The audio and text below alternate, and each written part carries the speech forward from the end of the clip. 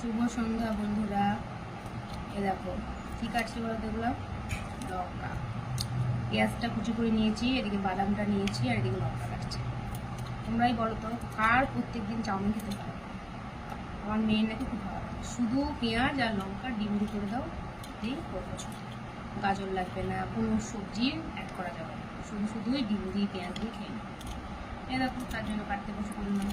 পেঁয়াজটা কেটে নিয়েছি, এদিকে লঙ্কাটা কুচি করছি, আর চলো দেখাচ্ছি। ওদিকে চাউমিনটা বসিয়ে দিয়েছি।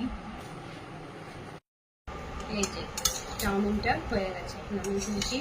এবার প্লেটে দিয়ে দিই। এই যে প্লেটে দিয়ে দিচ্ছি চাউমিন। চাউমিন খেতে খুব ভালোবাসি, কিচ্ছু লাগবে না, ওর মধ্যে কিছুই দিতে হবে না। সিম্পল করে দাও, সেদ্ধ করে দাও, মানে তাও খেয়ে নেবে অনেক, এত ভালোবাসে। কেটে রেখেছি, সব সাথে দিয়ে দেবো।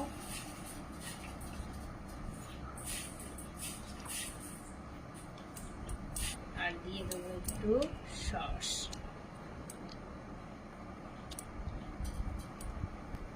রেডি হয়ে গেল চাউমিন।